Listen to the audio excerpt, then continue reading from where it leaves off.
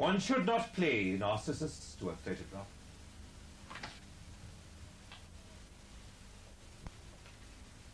Even water is treacherous. The eyes of those who love you are the only mirror.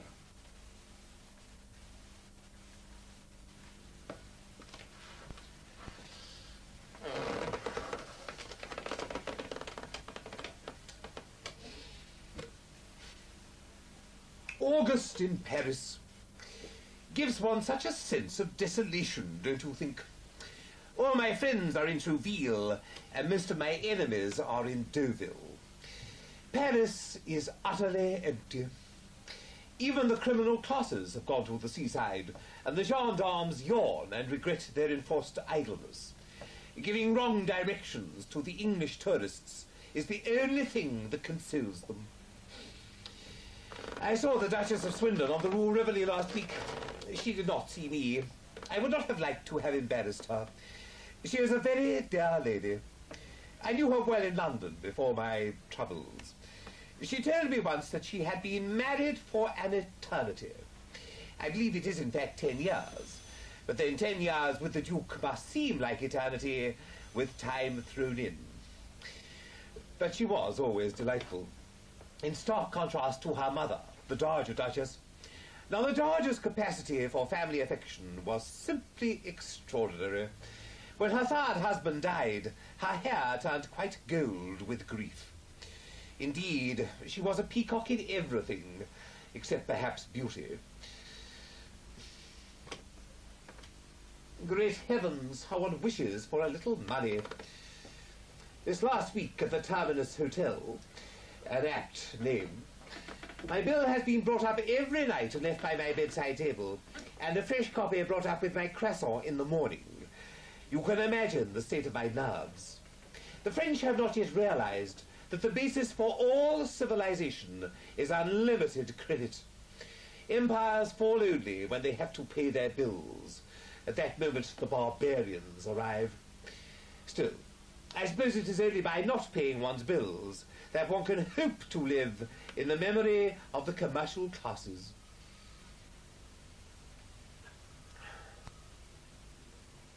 I have been driven to desperate measures in order to survive recently. Last month, I accepted an invitation to stay with Harold Meller in Switzerland, a rather dreadful combination. Now, Meller is the most extraordinary man. He has a face like a long, dripping candle. I don't think that he possesses a single redeeming vice, and although he has no enemies, he is thoroughly disliked by all his friends. He carries out the traditions of the ancient misers. If I asked him to loan me 5 francs, he would grow yellow and take to his bed. He is loud in his complaints about being overcharged for the wine. He drones on and on about it at all the meals and will not have it served. He serves instead Swiss beer. In the evenings, he reads the Times or sleeps, both audibly. As for Switzerland, well, its chastity got on my nerves. Not that I was really tempted. The Swiss look as if they have been carved out of turnips. Their cattle have more expression. Switzerland has produced nothing except theologians and waiters. One of their very few innovations has been the creation of the finishing school.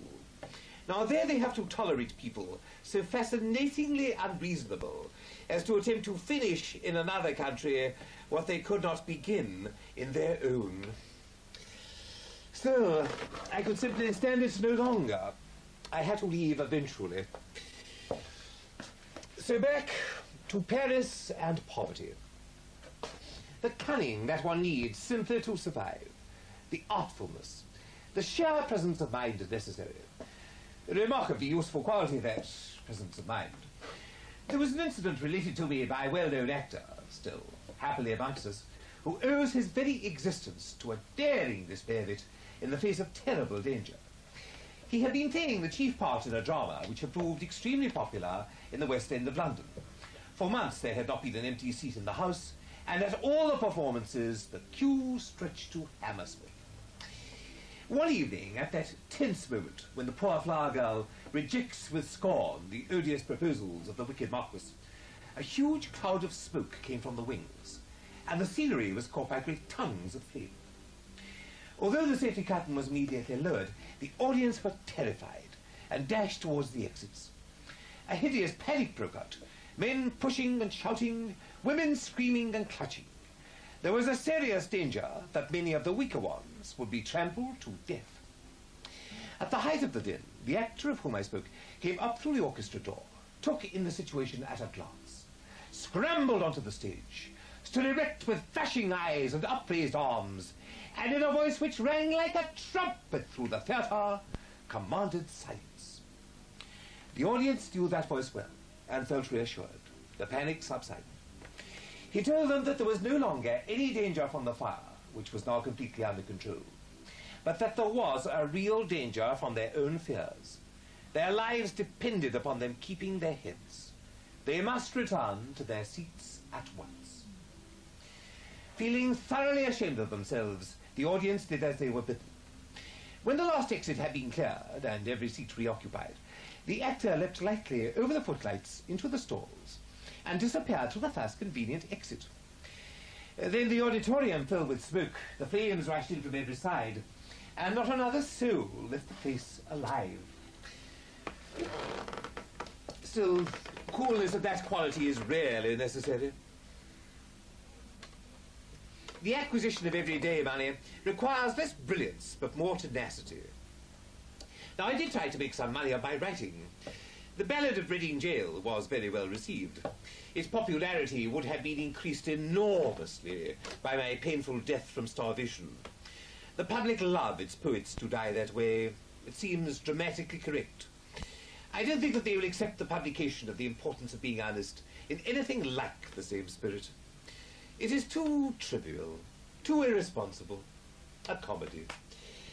I don't think that they will accept me again in airy mood and spirit, mocking at morals.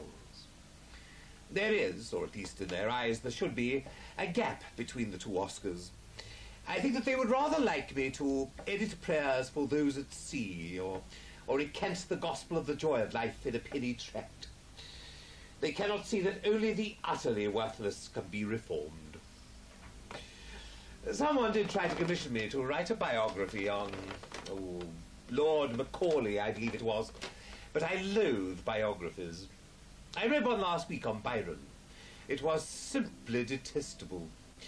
Just the sort of biography that Guildenstern would have written about Hamlet. We used to canonize our heroes, now we vulgarize them. Biographers, those second-rate literati who arrive with the Undertaker, the body snatchers of literature. The dust is given to one, the ashes to another, and the soul is entirely out of their reach. I did once make quite a lot of money as a reviewer of books. Not for very long, I freely admit. My first editor seemed to consider that my reviews were a little too acerbic. I remember writing about one of Charles Dickens's books. One would need a heart of stone not to laugh at the death of little Nell. I remember that distinctly rubbed a nerve end of middle Victorian sensibilities. There are two ways of disliking poetry. One is to dislike it, and the other is to read Alexander Pope. My relationship with this editor ended rather abruptly. He was a rather bad poet who wished to become poet laureate, and kept complaining loud and long and vigorously that there was a conspiracy of silence against him. My advice to him was to join it. My next series of reviews were for a rather less exalted magazine, where I was the receiver of practically every publication in existence, deluged by the debris of the middle-class mind. 4 books remain embedded in my brain as particularly awful. My reviews contain the following.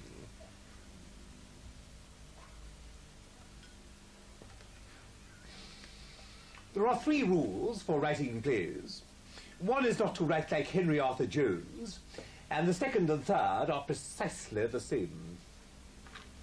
In regard to Miss E. Nesbit's vigorously socialist poems, the only consolation that one can offer to the timid and the Tories is that so long as so much strength is employed in blowing the trumpet, The sword, as far as Miss Nesbit is concerned, will probably remain sheathed. K.E. Venable's little book is a series of poems on the saints. Each poem is preceded by a brief biography of the saint it celebrates, a very necessary precaution, as so few of them ever actually existed. It does not display much poetic power, and such lines as those on St. Stephen could be said to add a new horror to martyrdom. This book has taken 4 people to write it. And even to read it requires assistance. Still, one should not be too hard on the English novel. It is, after all, the only relaxation of the intellectually unemployed. As far as my own works are concerned, of course, criticism should consist of unqualified approval. But I really must disapprove of critics in the end. If a play is easy to understand, why then an explanation is quite unnecessary. And if a man's work is totally incomprehensible, an explanation can be cruelly embarrassing. I am informed that all drama critics can be bought, but I am bound to add that, judging by their appearance, they really can't be very expensive. They usually arise like Caliban from the mire of journalism. In the old days, men had the rack, now they have the press. It was a fateful day when the public discovered that the pen was mightier than the paving stone, for behind every barricade there may be much that is noble and heroic. But what is there behind the leading article and that curiously decorative object, the conscience of the editor, except prejudice, stupidity, cant, and twaddle? Yet these 4 are joined together to constitute a new authority, justifying their existence by the great Darwinian principle of the survival of the vulgarist. They chronicle with degrading avidity the sins of the second rate, and with all the conscientiousness of the illiterate, give us accurate and prosaic details of the doings of people of no interest whatsoever. Instead of monopolizing the seat of judgment, journalism should be apologizing in the dock. Their approach to art is simply hilarious. They try hard to induce the public to judge a sculptor, for instance, not by his statues, but by the way he treats his wife, a poet by his ties, and a painter by the amount of his income. There again, the English artist and the English critic, mediocrity bellowing to mediocrity. I once met one of the Royal Academy painters, the RAs. In fact, there were several standing around at the time, disguised as artists. Anyway, this particular man had that curious combination of good intentions and bad painting that always mark a man down as a representative British artist. I asked him whether his celebrated painting of Spring Day at Barker and Dobson's, or Waiting for the Last Omnibus, was really all done by hand. He replied, rather coldly, that it was. But I do think that the only artistic process with which the RAs are thoroughly conversant is that of varnishing. Still, some are possible. If they have not exactly opened the eyes of the blind, they have given great encouragement to the short-sighted. Nothing sounds like the English artist better than comparison to the French. Now, in France, every bourgeois wishes to become an artist. But in England, every artist wishes to become a bourgeois. The English really do not think. Maybe they are correct, who knows? Thinking is the most unhealthy thing in the world, and people die of it just as they die of any other disease. Fortunately, in this country, at any rate, thought is not catching. But we are beginning to become over-educated. Everybody who is incapable of learning has taken to teaching. It may well be that education is an admirable thing, but it is as well to remember from time to time that nothing worth knowing can be taught. Did Christ teach his disciples? I wonder. When Narcissus died, the flowers of the field were stricken with grief, and begged the river for drops of water that they might mourn for him. If all my drops of water were tears, replied the river, I would not have enough to mourn for Narcissus. I loved him. Well, how could you help loving Narcissus, replied the flowers. He was so beautiful. Was he beautiful? Said the river. Well, who should know that better than yourself, said the flowers, for every day, lying on your banks, he mirrored his beauty in your waters. I loved him, murmured the river, because when he hung over me, I saw the reflection of my own beauty in his eyes. I spoke a moment ago about my desire for money. I would like to go to that further. Now, of course, I wish for more money.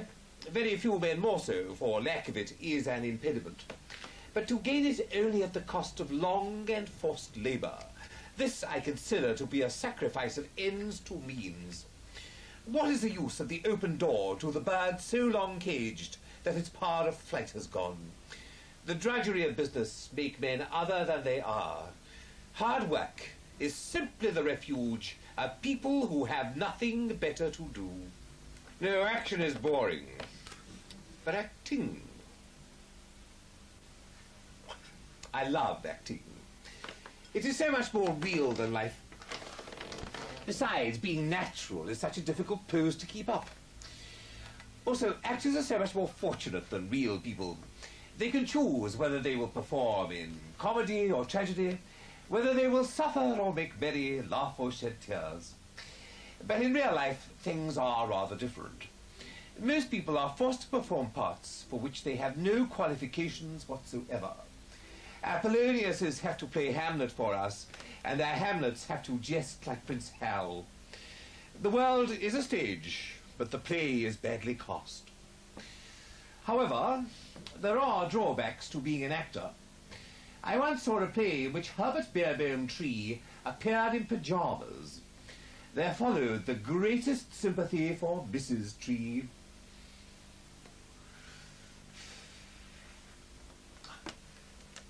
The Americans, they're going around Paris with depressing industry, looking at everything and seeing nothing. America, America. I was there once, you know, lecturing in aesthetics in America. However, despite forebodings, my tour of the Eastern Seaboard was wildly successful. When I landed in New York, I had two secretaries, one for autographs and the other for locks of hair. Within the first 6 weeks, the first had died of writer's cramp, and the second was completely bald. I was asked by one of an endless line of reporters for details of my private life. I was forced to reply that I really wished I had one. A curious habit of the Americans is that of hero worship, but they always take their heroes from the criminal classes. A minor example of this arose in Texas. In a local production of Macbeth, the part of Lady Macbeth was taken by a real-life murderess, whose name appeared on the posters, followed by the statement, 10 years penal servitude. But artistic enthusiasm of a kind did flourish. While I was in Kansas City, I received a telegram from a town called Griggsville. Will you come and lecture us on beauty? I sent a reply, also by telegram, begin by changing your name. However, I was not without opponents either. While I was in Denver, I received a message that if I was to go to the town of Leadville, as I proposed to do, the harsher spirits there would be sure to shoot me or my travelling manager. I immediately wrote and told them that nothing they could possibly do to my travelling manager will intimidate me, and went. I spoke to the audience, consisting entirely of taciturn miners, about the early Florentines, and they slept as peacefully as if no crime had ever stained the ravines of their wild mountain home. I described to them the pictures of Botticelli, and the name, which must have seemed like a new drink, roused them from their dreams. I read to them passages from the autobiography of Benvenuto Cellini, and he proved so popular that they asked me why I had not brought him with me.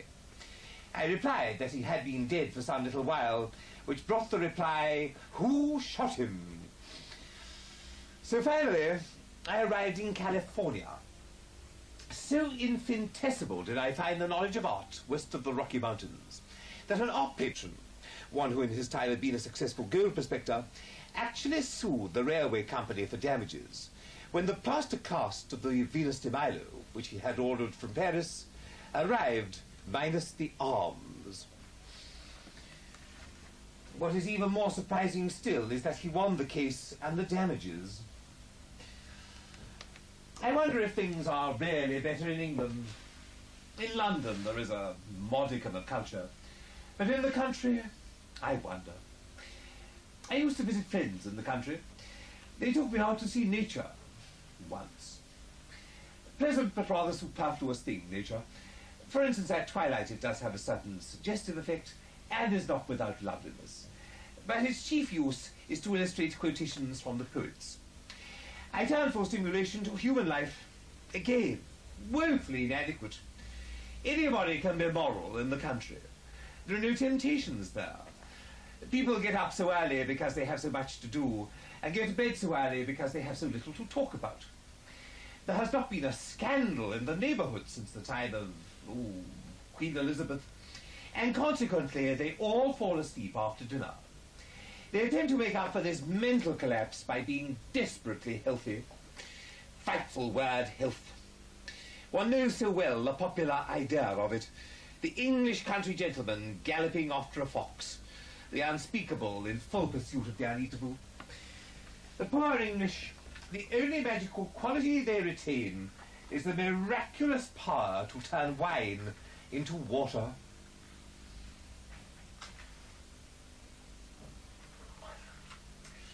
I quite enjoy music, but I think I prefer Wagner.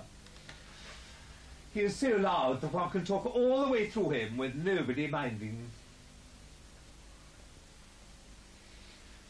Beauty can be a great advantage in the world, but beauty, real beauty, ends where an intellectual expression begins. The moment we sit down to think, we become all nose or forehead or something quite horrible. Look at any of the successful men in the professions, how simply hideous they are. Except, of course, for the church. But then in the church they don't think. A bishop keeps repeating at the age of 80 what he was told to say as a boy of 18, and in consequence always looks perfectly delightful. As regards religion generally, I think it is as well to remember that a thing is not necessarily true because a man dies for it.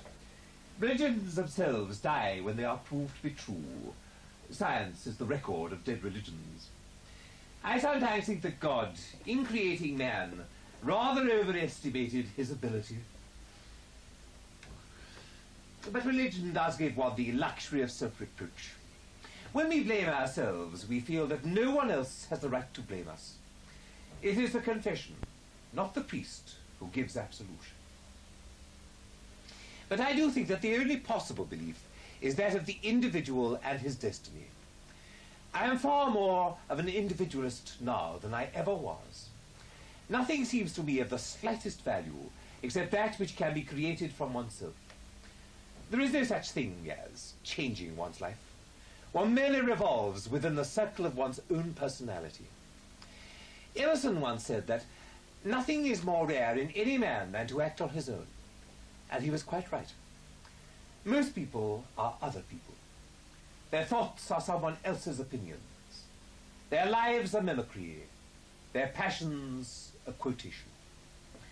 Man reaches his perfection not through what he has or even through what he does, but through what he is.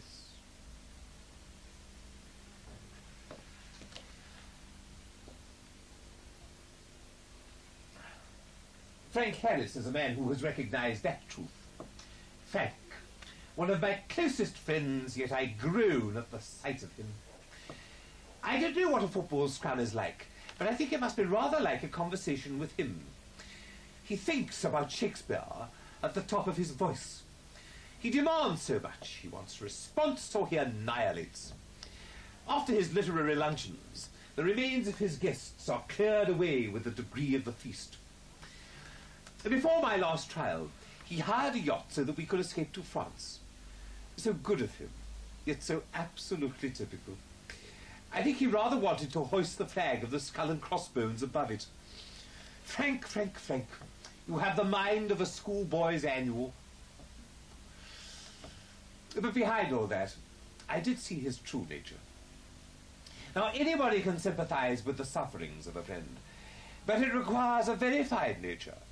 It requires, in fact, the nature of a true individualist to sympathize with a friend's success. And such a man is Frank Harris. He was also one of the very few people to stand behind me when I brought that insane action against the Marquis of Queensberry, the screaming Scarlet Marquis. Utter, blind folly. I should have admitted everything and denied nothing. Men are such fools in denying the truth of these things. I want to see the man who will get up in the divorce court and not only confess, but express his complete satisfaction with the experiment. However, I did not. All seemed well. The working classes were with me to a boy, and relying on my lawyer to misrepresent me, I was confident as to the outcome, despite occasional setbacks. My brother Willie told me that he was defending me all over London. My poor dear brother could compromise a steam engine. He is reported as telling one of my detractors that I did not have a bad character. In fact, you could trust me with a woman anywhere.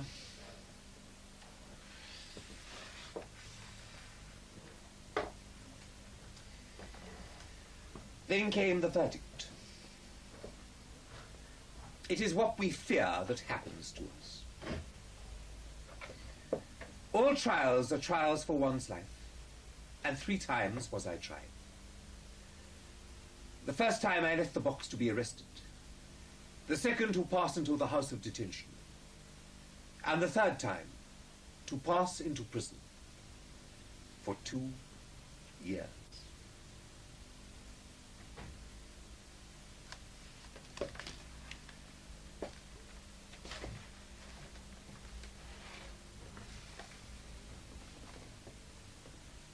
Jail was a nightmare, more horrible than anything I had ever imagined. From that first evening when they made me undress before them, I put on that livery of shame. The cell was appalling. I could not breathe in it, and the food turned my stomach. I lay on my plank bed all night long and shivered. After a while, I had to eat some of the food and drink some of the liquid. Whether it was tea or gruel, I really don't know. Of course, as soon as I really ate anything, it produced violent diarrhea, and I was sick all day and all night. I grew weak and had wild delusions. It's the hunger that makes you weak. But the worst of it all was the inhumanity. What devilish creatures men are. I had never known anything about them. I had never dreamt of such cruelties. On November the 13th, 1895, I was taken down from London to Reading Jail. From 2 o'clock to 2:30 on that day, I had to stand on the centre platform of Clapham Junction, in convict dress and handcuffed, for all the world to look at. I had been taken from my hospital cell without a moment's notice. Of all possible objects, I was the most grotesque. People laughed when they saw me. Each train as it came up swelled the crowd. Nothing could exceed their amusement until they realized who I was, and then they laughed still more. For half an hour, I had to stand in the grey November rain, surrounded by a jeering mob. Then the jails themselves, those slow, timeless destroyers of men. It is not patience you need in there, for patience is a virtue. It is apathy you need. I was in my absence made a bankrupt. My wife changed her name and went abroad. All was lost. I bore up against everything with some stubbornness and much rebellion of nature, until I had absolutely nothing left in the world except my two small sons. I had lost my name, my position, my wealth, my happiness. I was a prisoner and a pauper. But I had one beautiful thing left: their love. Suddenly a verdict was passed, barring me from ever seeing them again. It was a blow so appalling that I did not know what to do.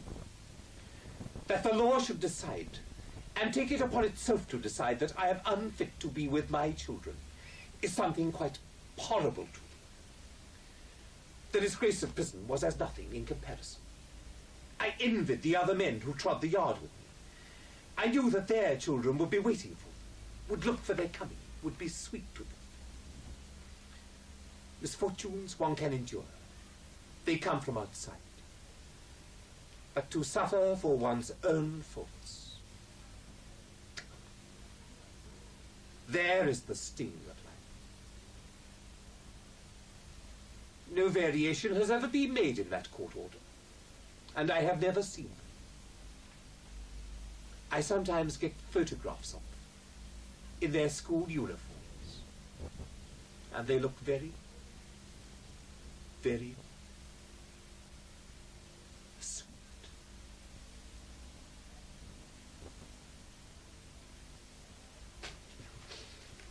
I gradually grew to cope with prison. After a while, I used to help the warders with their newspaper competitions, and by the time I had left, I had vicariously won a silver tea service and a grand piano. Do you know one of the things that happen to people in prison? They're not allowed to read newspapers. On my final journey from Reading to Pentonville, one of the warders was carrying a copy of the Daily Telegraph, and I asked permission to read it. This was, of course, refused, so I asked permission to read it upside down, and this they did consent to allow. So I read the Daily Telegraph upside down all the way, and never enjoyed it so much. It's really the only way to read newspapers. Then in 1897, I was released. One comes out of prison as sensitive as a child. People say that I must regret terribly. Well, no. To regret one's experiences is to arrest one's own development. I lived a life of pleasure to the full, as one should do everything that one does. Tired of being on the heights, I deliberately went to the depths in the search for new sensations. To me, reformations in morals are as meaningless and vulgar as reformations in theology.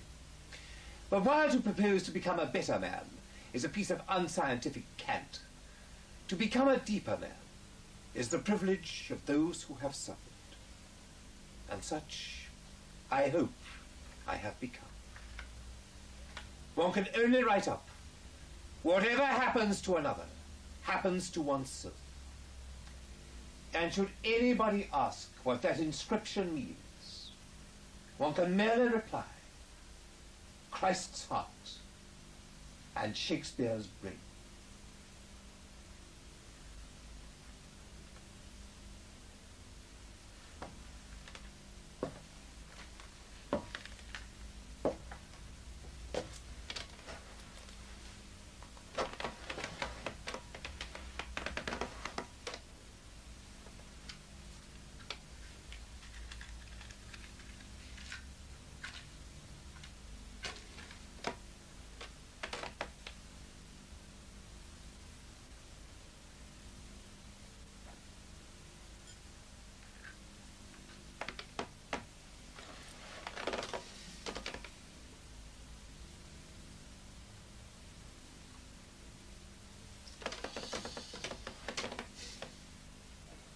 I had a range of choices when I came out of prison.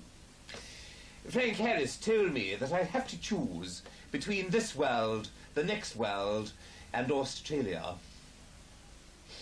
As reports of the next world and Australia were not especially encouraging, I decided to choose this world. But England was quite impossible. I tried to have dinner in the Savile Club. As I walked in, there was this wave of hostility against me. I felt like a lion in a den of Daniels.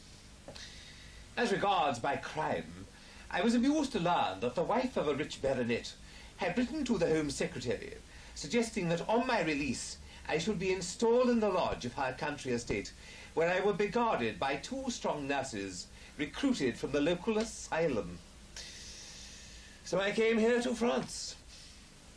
When we landed at Dieppe, we put up at the Hotel Bonaparte under assumed names to prevent postmen from having fits.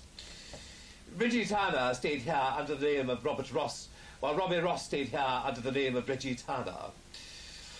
They wanted me to retire into privacy and work. Privacy, after 2 years in prison. I want to look at life, not become a monument for tourists. Robbie will keep lecturing me these days. At present, he is a sort of combination of the University Extension Scheme and the Reformation, but he's always a dear. He wrote to me recently suggesting that I remarried. I replied that I did not really like the idea, especially as I was almost engaged to an 18-year-old fisherman of quite extraordinary beauty. He wants me to write anything, even a pantomime. Well, I don't mind writing a pantomime. In fact, I'd write a pantomime tomorrow, if they'd let me dramatize the Book of Revelations. Speaking of remarrying, Ernest Dawson also suggested that I took a more wholesome interest in the sexual line and advised a visit to the Dieppe brothel.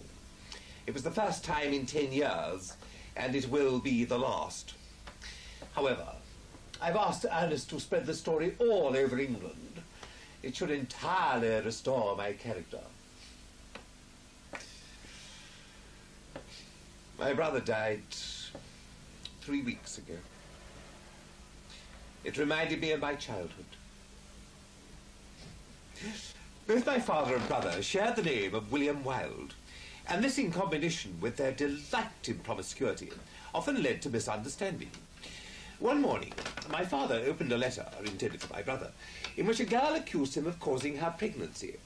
And when my brother came down to breakfast, my father handed him the letter with the words, "Here is the most disgraceful missive." Having read it, William looked up gravely at his father and said, "Well, sir, what on earth are you going to do about her?" I am reputed to be widely travelled, a fiction of the French newspapers. In fact, a Russian traveller has reported visiting a monastery on the Balkans, where he was shown a gold tooth by the monks, reputed to be mine. I meant to have stayed there penniless and paid them off with it. I trust someday it shall generate miracles. I had travelled a bit. In Rome, I received the papal blessing 7 times, as I had been suffering from whelk poisoning. Also in Italy, I had hoped to produce Salome, but nothing came of it. Unfortunately, most of the tragic actresses in Italy are rather large, and I don't think that I could bear a stout Salome. I scramble on somehow and hope to survive the season. After that, Tunis, boys, and hashish. I feel like a modern-day Ulysses, travelling the world without the dreadful disadvantage of having a Penelope waiting at home for him. I read last week in the papers I was meant to be living broken in health and spirit in the sumptuous villa of Lord Douglas. I am bound to add that Lord Douglas is living on approximately £2.10 a week. Dear Bosie. He's taken up betting. Now, considering he knows absolutely nothing at all about horses, he has a knack of spotting the loser, which is simply astounding.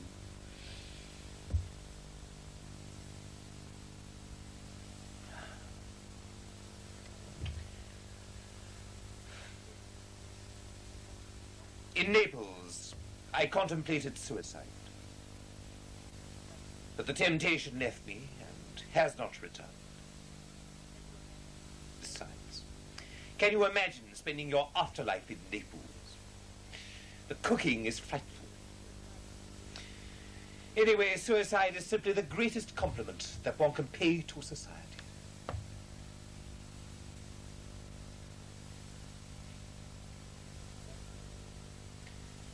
The tragedy of old age is not that one is old, but that one is still young. The secret of keeping one's youth is to retain an inordinate passion for pleasure. In fact, merely to repeat one's follies. Most people nowadays die of a sort of creeping common sense and realize when it is far too late that the only thing that one never really regrets are one's mistakes. There is nothing like youth. The middle-aged are mortgaged to life. The old are in life's lumber room.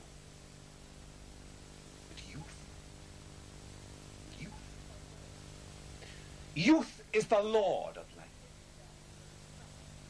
To get it back, there is nothing I would not do. Absolutely nothing.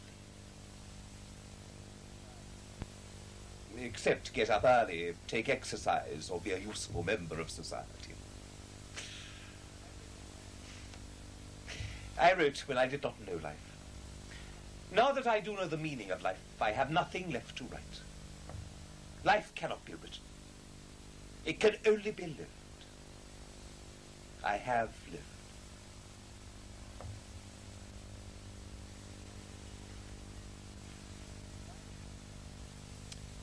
Why does one run to one's ruin? Why does destruction have such a fascination? Why, when one stands on the heights, must one throw oneself down?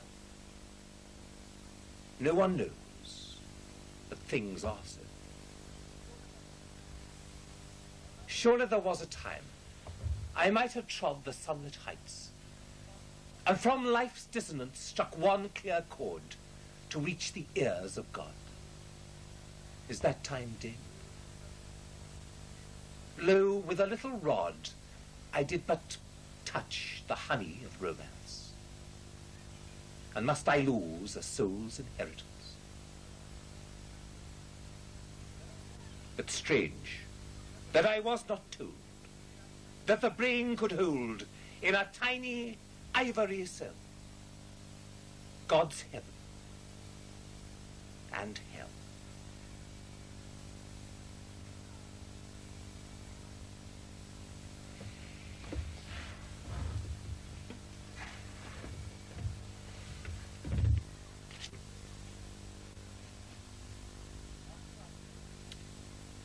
After I was sentenced to imprisonment, I was led down a long, dreary corridor from the dock to the cells.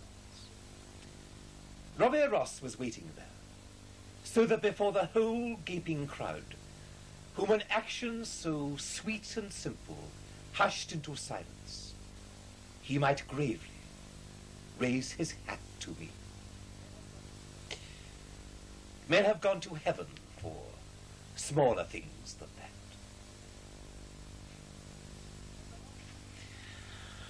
When the last trumpet sounds, and we are all couched in our porphyry tombs, I shall turn to him and whisper, Robbie, Robbie, let us pretend that we do not hear it.